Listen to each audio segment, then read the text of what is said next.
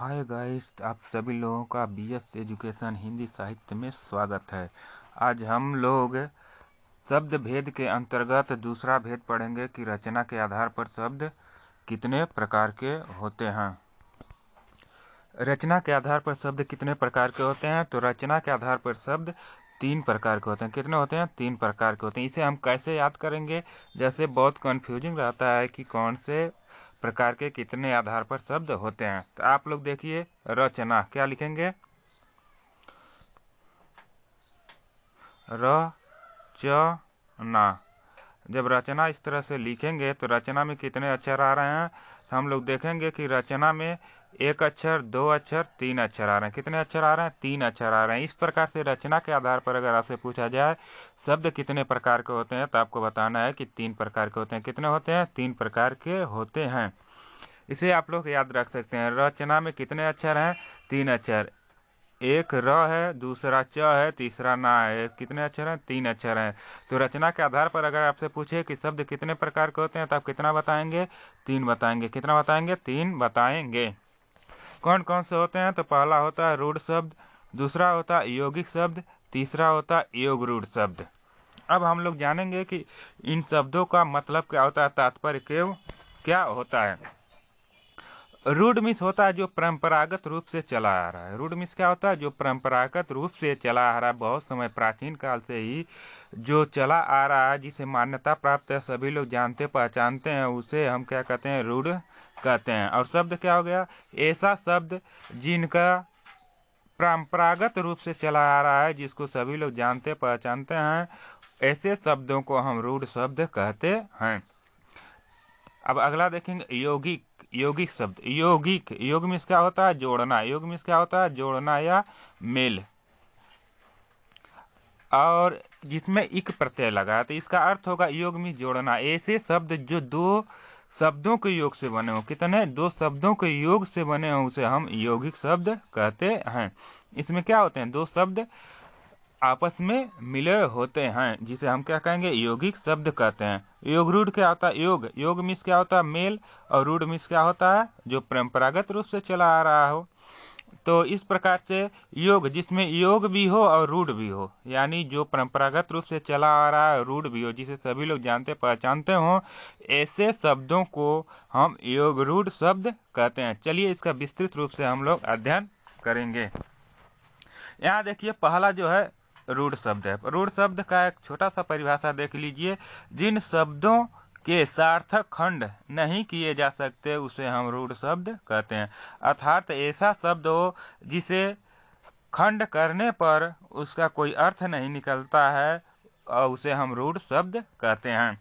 सार्थक मीन्स देखिए जिसका कोई अर्थ निकलता है, यानी जिन शब्दों का सार्थक खंड, ऐसा कोई सार्थक अर्थवान शब्द हो जिसको खंड करने पर अर्थात तोड़ने पर कोई सार्थक अर्थ नहीं निकलता है, ऐसे शब्दों को हम रूढ़ शब्द कहते हैं, जो क्या है? परंपरागत रूप से चला आ रहा है। जैसे देखिए पानी। पानी क्या है? एक रूढ़ शब्द है। पानी क्या है? एक रूढ़ शब्द है। लेकिन पानी को अगर हम तोड़ेंगे तो पाधन क्या होगा? पाधन नी। इस तरह से यह कितने शब्दों से मिलकर बना है? 2 शब्दों से। यहाँ हम तोड़ेंगे इसे तो न पा का कोई अर्थ निकल रहा है, ना ही नी का कोई अर्थ निकल रहा है। अलग अलग उसका कोई मतलब नहीं है। इसलिए ऐसे शब्दों को हम क्या कहते हैं? योग रूढ़ शब्द कहते हैं। दूसरा देखिए ताला। ताला को जब तोड़ेंगे तो ता प्लस ला हो जाएगा, ताला। इसमें भी तोड़ने पर क्या? न ता का कोई अर्थ निकल रहा है, ना ला का कोई अर्थ निकल रहा है। इस तरह से यह क्या है? एक रूढ़ शब्द है। हाथ। हाथ देखिए, हाथ को भी जब तोड़ेंगे तो क्या हो जाएगा? हा धन त थ। ठीक है। इस तरह से हम देखेंगे कि इसमें हा का ना कोई अर्थ निकल रहा है, ना था का कोई अर्थ निकल रहा है। तो और इसे हम क्या कहते हैं? शब्दों को ही रूढ़ शब्द कहते हैं। यह क्या? परंपरागत रूप से चली आ रही है, लेकिन जब उसे शब्दों का कोई अर्थ भी होता है, ये क्या होते हैं? सार्थक होते हैं। पानी में क्या होता है? जल होता है। लेकिन उस शब्द को जब तोड़ देंगे, अलग अलग कर देंगे, तो शब्द का कोई अर्थ नहीं रह जाता है। तो ऐसे शब्दों को हम रूढ़ शब्द कहते हैं। जैसे पानी, ताला, हाथ, नाक, कान, कान भी है तो कान को अगर तोड़ेंगे तो क्या हो जाएगा, का धन न। का भी कोई अर्थ नहीं निकलेगा और न का भी कोई अर्थ नहीं निकलेगा, लेकिन ऐसे शब्दों को हम क्या कहेंगे, रूढ़ शब्द कहेंगे। चलिए अगला देखते हैं, दूसरा। रचना के आधार पर जो दूसरा शब्द होते हैं उसे हम क्या कहते हैं, यौगिक शब्द कहते हैं। क्या कहेंगे, यौगिक शब्द कहेंगे। योग में से ही जोड़ना होता है, ठीक है। अब इसका परिभाषा देख लेंगे। दो सार्थक खंडों, यानी जिसमें दो सार्थक खंडों के योग को किसको कहते हैं, योग को यौगिक शब्द कहते हैं। क्या कहते हैं, यौगिक शब्द कहते हैं। जैसे देखिए तिरंगा, क्या है, तिरंगा, तिरंगा। इसको जब अलग अलग करेंगे तो ती धन रंगा, यानी तीन धन रंगों का। यानी जिस शब्द में क्या होता है, तीन क्या होता है, तीन, तीमिस क्या होता है, तीन होता है, प्लस रंगों का मेल, तीन रंगों का मेल, ठीक है। जिसमें तीन रंगों का मेल हो उसे हम क्या कहेंगे, तिरंगा कहते हैं। यहाँ ती का भी अर्थ निकला, तीमिस तीन, रंग मिस क्या होता है, रंगों का समूह। यानी जिसमें तीन रंगों का समूह है उसे हम क्या कहते हैं, तिरंगा कहते हैं। जैसे हमारे राष्ट्रीय ध्वज में क्या है, तीन रंग, इसी के कारण इसको हम तिरंगा कहते हैं। यहाँ देखिए इसमें दो शब्द हैं लेकिन दोनों का क्या अलग अलग अर्थ निकल रहा है, इसलिए ऐसे शब्दों को हम यौगिक शब्द कहते हैं। अब अगला देखेंगे, विद्यालय। विद्यालय को कितने शब्दों से बनकर बना है, तो इसमें पहला है विद्या, क्या है, विद्या, प्लस क्या है, आलय, क्या है, आलय।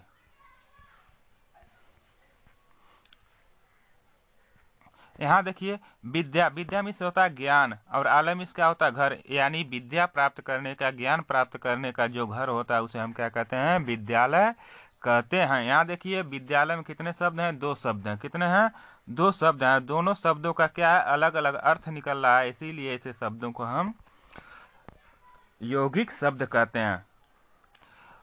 इस तरह से विद्यालय का एक सार्थक शब्द भी है, क्या है, एक सार्थक शब्द भी है, जिसका खंड करने पर या दो खंडों में बदल जा रहा है और दोनों खंडों का क्या अलग अलग अर्थ आ रहा है, इसीलिए ऐसे शब्दों को हम सार्थक शब्द कहते हैं। अगला देखिए पुस्तकालय। पुस्तकालय कितने शब्दों से मिलकर बना है, पुस्तक धन आलय।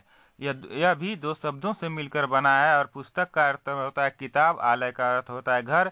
इस तरह से किताब रखने का जो घर होता है उसे हम क्या कहते हैं, पुस्तकालय कहते हैं। अगला देखिए सेनापति। सेनापति भी दो शब्दों से मिलकर बना है, पहला सेना, दूसरा पति। इस तरह से सेना मीन्स फौज, जिसे आप लोग क्या कहते हैं, फौज कहते हैं, सैनिक कहते हैं। यानी सैनिकों का जो पति मीन्स स्वामी, सैनिकों का जो स्वामी होता है, सैनिकों का जो मालिक होता है उसे हम क्या कहते हैं, सेनापति कहते हैं। इस तरह से यहाँ भी देखिए सेनापति दो शब्दों से मिलकर बना है, पहला सेना, दूसरा पति। दोनों शब्दों का भी अर्थ निकला, सेना में सैनिक, पति में स्वामी, यानी सैनिकों का जो स्वामी होते हैं उसे हम सेनापति कहते हैं। अब आप लोगों को समझ में आ गया होगा कि यौगिक शब्द क्या से कहते हैं। ऐसे दो सार्थक खंडों के योग को यौगिक शब्द कहते हैं, ठीक है। इतना आपको ध्यान रखना है। अगला बताइए इसका क्या होगा। अब हम देखेंगे कि योग रूढ़ शब्द। योग मिस क्या होता है, जोड़ना। योग मिस क्या होता है, जोड़ना। रूढ़ मिस जो परंपरागत रूप से चली आ रही है उसे हम क्या कहेंगे, यौगिक रूढ़ शब्द कहते हैं। अब इसकी परिभाषा देख लेंगे। वे शब्द जो सार्थक खंडों के योग से बने होते हैं हो, किंतु किसी तीसरे अर्थ को बताते हैं उसे योग रूढ़ शब्द कहते हैं। इसमें भी क्या होता है, एक शब्द योग रहेगा, दूसरा शब्द क्या रहेगा, रूढ़ रहेगा। यानी दो शब्दों का योग रहेगा लेकिन वह क्या रहेगा, रूढ़ भी रहेगा, तथा तीसरा अर्थ की प्रतीत कराता है। ऐसे शब्दों को हम योग रूढ़ शब्द कहते हैं। जैसे देखिए दशानन, क्या लिखा गया, दशानन। दस मिस होता है दस, आनन मिस होता है मुख। दस मिस क्या होता है, दस संख्या है, आनन मिस क्या होता है, मुख होता है, यानी 10 मुख वाला। इसका क्या हो जब मतलब होगा, 10 मुख वाला। कौन है, रावण। 10 मुख वाला कौन था, रावण। यहाँ देखिए ना 10 का कोई अर्थ निकल रहा, अर्थ तो निकल रहा है, आनंद इस मुख का भी अर्थ निकल रहा है, लेकिन इन दोनों अर्थों का, 10 और मुख, इन दोनों अर्थों का कोई महत्व नहीं है। लेकिन अगर दशानन कोई कहता है तो आप किसे समझते हैं, रावण को कहा जा रहा है। दशानन का मतलब क्या होता है, रावण को कहा जा रहा है, इसलिए दशानन क्या हो जाएगा, रूढ़ शब्द हो जाएगा। आप लोग जानते होंगे, अगर कोई दशानन कहता है तो उसका सभी लोग यही मतलब जानते हैं कि इसको कहा जा रहा है रावण को कहा जा रहा है। इसमें दो शब्द तो हैं, लेकिन यह दो शब्दों के योग से भी बना है, लेकिन ना ही पहले अर्थ का इसमें कोई मतलब है, ना ही दूसरे अर्थ का कोई मतलब है, बल्कि दशानन किसे कहा जाता है? रावण को कहा जाता है, जो रूढ़ है। इसलिए ऐसे शब्दों को हम रूढ़ शब्द कहते हैं। दूसरा देखिए, पवन पुत्र। पवन पुत्र, पवन मीन्स क्या होता है? वायु, अर्थात पवन।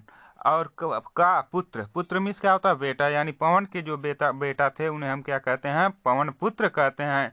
इन दोनों का अर्थ निकल रहा है, लेकिन इसका तात्पर्य क्या होता है? पवन पुत्र किसे कहा जाता है? हनुमान जी को। किसे कहा जाता है? हनुमान जी को कहा जाता है। अगर पवन पुत्र कोई कहता है तो आप यह नहीं अर्थ लगाएंगे कि पवन का पुत्र, बल्कि इसका अर्थ क्या निकलता है? हनुमान जी।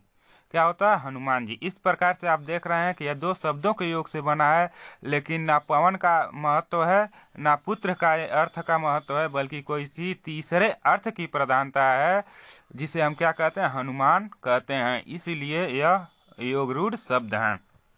अब देखिए चारपाई। चारपाई में भी कितने शब्द हैं? चारपाई में भी दो शब्द हैं, दो शब्दों के योग से बना है। चार धन पाई। इसमें क्या कौन कौन शब्द हैं? चार धन पाई। ठीक है, यहाँ हम देखेंगे कि इसमें कितने दो शब्द हैं। चार मीन्स चार एक संख्या है, ठीक है, संख्या अंक है।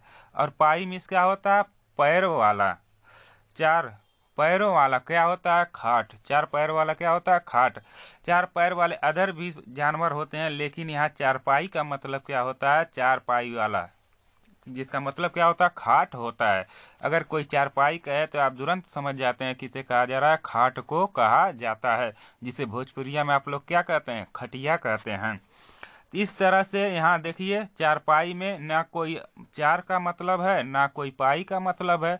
मतलब तो है, लेकिन इस शब्द में उसका तात्पर्य नहीं लिया जा रहा है, इस शब्द में उसका महत्व नहीं है, बल्कि क्या है? तीसरे शब्द का महत्व है। किसका? खाट का। इसलिए इसे हम क्या कहते हैं? योग रूढ़ शब्द कहते हैं। अब अगला देखेंगे, क्या है अगला? देखिए, जलद। क्या है? जलद है। यहाँ देखिए, जलद। जलद, जल मीन्स क्या होता है? यह भी दो शब्दों से मिलकर बना। जलद कितने शब्दों से मिलकर बना है? दो शब्दों से मिलकर बना है।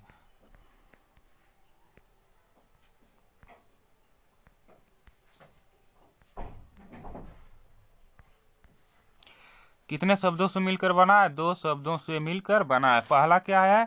जल। पहला क्या है? जल। दूसरा क्या है? जलज। इसमें देखिए क्या है? पहला शब्द है जल, और दूसरा क्या है? ज। यहाँ देखिए, जल का अर्थ क्या होता है? पानी। ज का अर्थ होता है जन्म लेने वाला, उत्पन्न लेने वाला। ऐसा वस्तु जो जल में उत्पन्न होता है, जल में पैदा होता है, उसे हम क्या कहते हैं? जलज कहते हैं।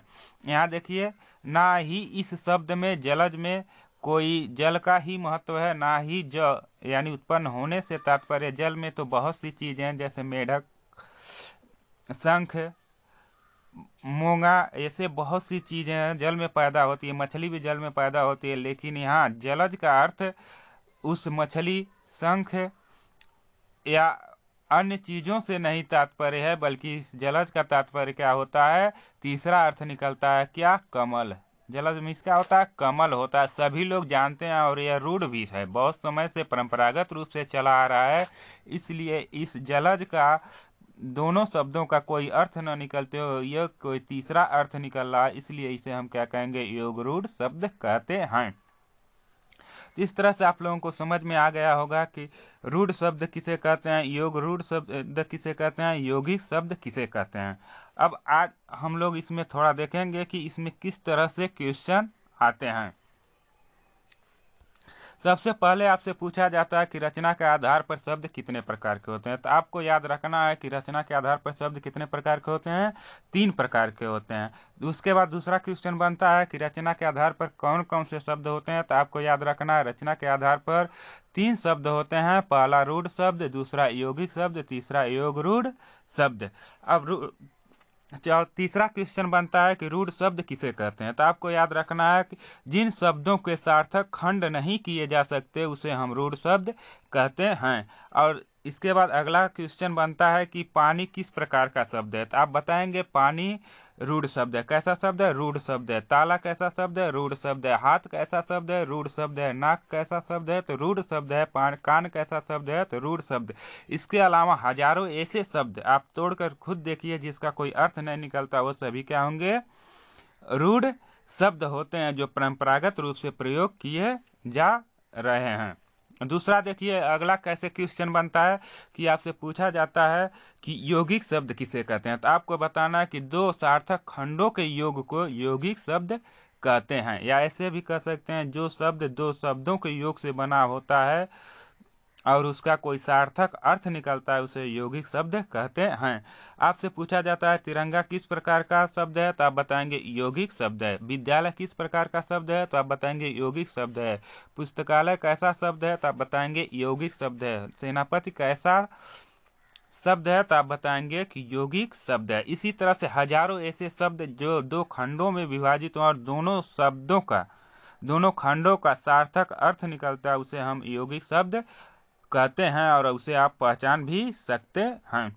अब अगला देखिए हम देखेंगे कि योगरूढ़ शब्द किसे कहते हैं। आपसे पूछा जाएगा कि योगरूढ़ शब्द किसे कहते हैं। तो आपको बताना है कि वे शब्द जो सार्थक खंडों के योग से बना होता है किंतु किसी तीसरे अर्थ की प्रतीत कराता है उसे हम योगरूढ़ शब्द कहते हैं। इसके बाद क्वेश्चन बनता है कि दशानन किस प्रकार का शब्द है। तो आपको बताना है कि दशानन क्या है? रूढ़ शब्द है। फिर पूछा जाता है कि पवन पुत्र किस प्रकार का शब्द है। तो आपको बताना योग रूढ़ शब्द है।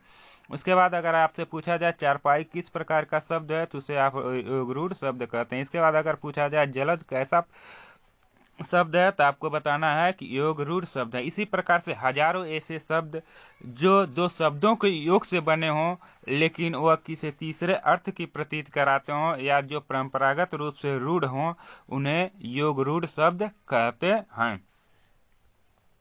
बस इस वीडियो में आज इतना ही पढ़ते हैं। इसके बाद फिर अगले वीडियो में हम पढ़ेंगे कि अर्थ के आधार पर शब्द कितने प्रकार के होते हैं।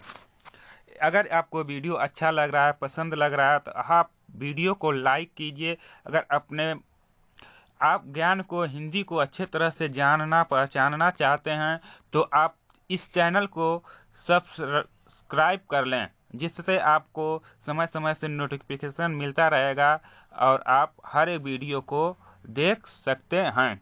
चलिए इसी के साथ इस वीडियो को यहीं समाप्त करते हैं। फिर मिलते हैं अगले वीडियो में। तब तक के लिए जय हिंद, जय भारत।